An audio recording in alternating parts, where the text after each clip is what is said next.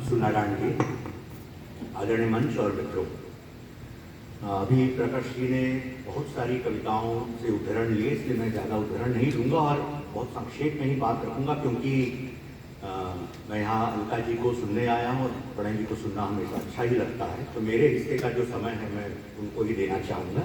बहुत छोटी, बहुत संक्षेप में मैं कुछ अपनी बातें रखूँगा।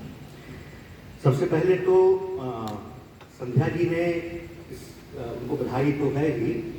इस साल दो ऐसे कविता संग्रह आए जो बहुत दिन से अपेक्षित था।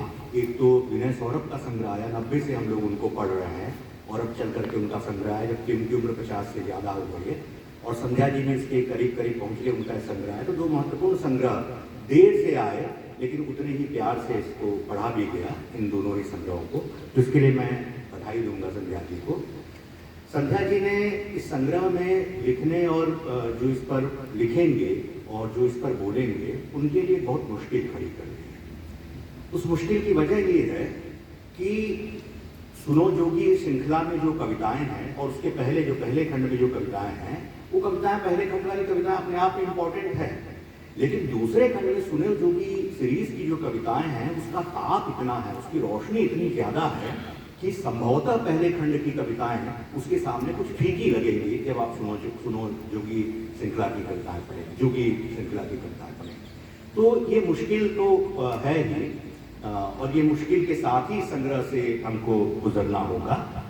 शुरू में कुछ राजनीतिक कविताएं हैं जिसका भी जिक्र किया है। एक यदि रूपक से इसको समझे तो जैसे पूर्णिमा में पूनम का चांद जब अपने पूरे बढ़ान पर होता है तो तारे दिखते नहीं। तो जो इधर वाली कविताएं हैं वो अमावस में कभी सुनो जोगी से हटा करके उसको पढ़ेंगे तो मुझे लगता है कि इसका ताप दिखाई पड़ेगा।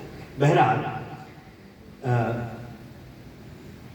एक कविता है जिसमें लिखती हैं, यदि आपको जीवन में धोखा नहीं मिला तो यह आपका गुण नहीं है, बल्कि उन लोगों की कृपा है जिन्होंने आपको बख्श दिया।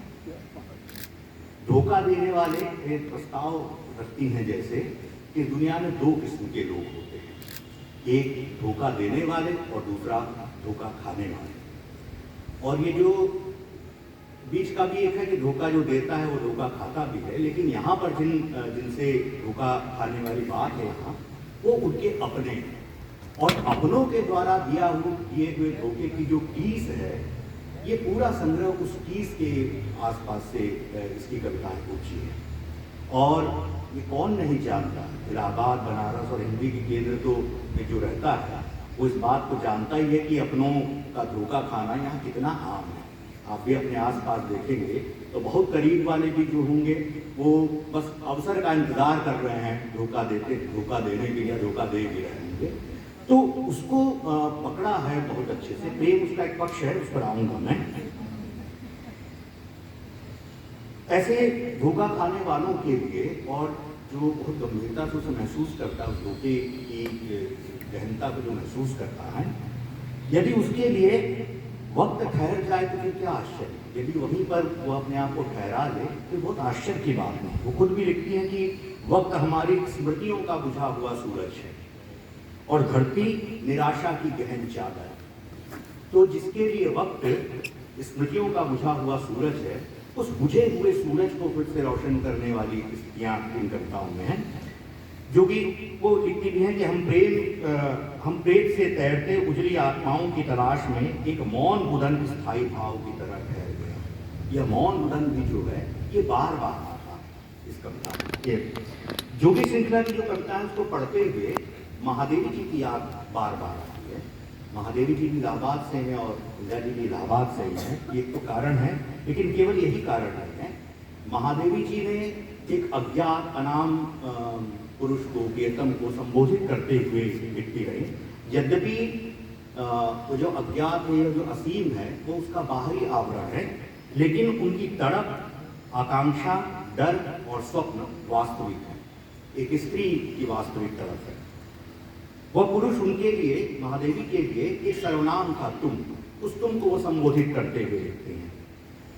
लेकिन संध्या जी ने उसे एक नाम दे दिया है सुविधा के लिए, वो है जोगी। और यह जोगी भी क्या है? यह जोगी जिसे वो कह रही हैं, वह जोगी एक निर्मोही है, निष्प्रिय है, जो प्रेम के बहुत गहन क्षणों में रहने के बावजूद भी जो अब कहीं और चला गया है, उस एक व्यक्ति को संबोधित ये कविताएं हैं। जैसे सूरदास ने सूर की जो गोपियां थी, जैसे वो भौरे को संबोधित करते हुए, याद कीजिए उनके जो भ्रमर गीत सार था, एक भौरे को संबोधित करते हुए वो उद्धव को जैसे कोसती हैं, ठीक उसी तरह से वही शिल्प लगभग संध्या जी ने अपनाया है कि एक जोगी को उन्होंने संबोधित किया है, जो निर्मोही है और जो प्रेम के गहन क्षणों में रहने के बावजूद अब कहीं इसके पास नहीं है, और वह जोगी संबोधित। तो एक तरह से कहना चाहिए कि वह एक ऐसा पुरुष है जो इस दुनिया जो उस व्यक्ति के साथ रहा है और अब उसके साथ नहीं है, उस पुरुष को वे बार बार संबोधित करती है। यद्यपि अनुपम सिंह का एक संग्रह है जिसमें मैंने अपना पुरुष गढ़ा है, वो बात कहती हैं, ये यहाँ तक अभी संध्या जी नहीं पहुंची है कि पुरुष गढ़ने वाली बात हो, लेकिन जिस पुरुष के साथ वह है, एक कवित्री जो है, वाचक है, तो संध्या जी नहीं कहूँगा, वाचक जो है, वह जिस पुरुष के साथ है, उस पुरुष को बार बार डिकोड करता है। तो एक तरह से संध्या जी अपने वाचक के माध्यम से, इस कविता के वाचक के माध्यम से एक पुरुष विमर्श को भी खड़ा करती है। स्मृति इन कविताओं के केंद्र में है, स्मृति इन कविताओं का स्थायी राग है, और वहां तक पहुंचने के लिए कवित्री को उल्टा चलना पड़ता है, यानी पीछे की ओर वो जाती है, और वो पीछे की ओर जाते हुए चांद की राहें छोड़ देती है, सूरज की राह तक पहुंचती है। यानी स्मृति में एक ऐसी आग है, स्मृति में एक ऐसी तड़प है जिस तड़प तक वो बार बार पहुंचती है, और उनकी स्मृति जो है वह दो खंभों के बीच टिकी है। एक बहुत विराट है, भव्य है, जिसमें हवा है, रोशनी है, सूरज है, चांद है, तूफान है, नदी है, प्रकृति की सारी भव्य चीजें, और दूसरी तरफ उसके पहले जो दूसरा खंभा है, वह खंभा है दैनंदिन जीवन। तो ये जो भव्य है, ये जो विराट है, और ये जो रोजमर्रा का जो अनुभव संसार है, ये दो खंभों के बीच स्मृति की एक डोर है जिस पर कवित्री लगातार चलती है। तो उसमें कॉफी का सिप भी आता है। जब दैनंदिन की बात करते तो उसमें कॉफी के सिप आएगा।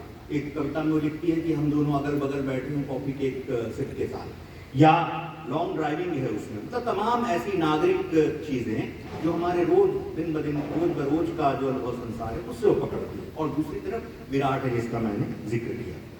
तो उस जब वो दैनंदिन को पकड़ती हैं, तो जो भाषा और जो अनुभव वो रखती हैं इन कविताओं के माध्यम से, वो अनुभव रोज का अनुभव होने के बावजूद भी एक दिव्य रूप लिए हुए आता है। जैसे लिखती है कि मेरा मफलर तुम्हारे गले की छुअन से नींद बुखार में पड़ा है।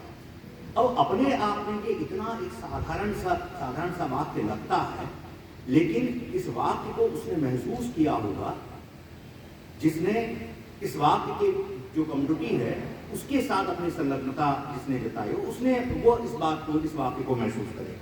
ठीक ऐसे ही वो लिखती है, तुम्हें याद करती हूँ जैसे पिंजरे में बंद गौरैया याद करती है अपने बिसरे गीत को। ये तो आते हैं, लेकिन मैं तुम्हें याद करती हूँ जैसे नन्हे चीड़ की पीठ पर हाथ फेरा। अब ये जो अनुभव है, नन्हा चीड़, आप देखिए कि चीड़ जिसको आगे चल करके कठोर पेड़ में, एक दिव्य पेड़ में बदल जाना, एक मजबूत पेड़ में, उस पेड़ नहीं बल्कि वो याद उनके लिए ऐसे है जैसे किसी नन्हे चीड़ की पीठ पर हाथ फेरा। ये जो नन्हा चीड़ है, यहीं से पुरुष विमर्श एक तरह से कवित्री यहाँ से खड़ा करती है। या यही लिखती है कि मैं अ से अज्ञानी, तुम ज्ञ से ज्ञानी, और बीच के सारे अक्षर नुकीले कैक्टसों की तरह हमारे खड़े। पूरी वर्णमाला जिसमें भाषा की हिंसा है, जिसमें शब्द की हिंसा है, उसको अ से अज्ञानी और ज्ञ से ज्ञानी के बीच वो बात को रखती है। प्रेम जाहिर तौर पर इन कविताओं के केंद्र में है, लेकिन ये प्रेम क्या है?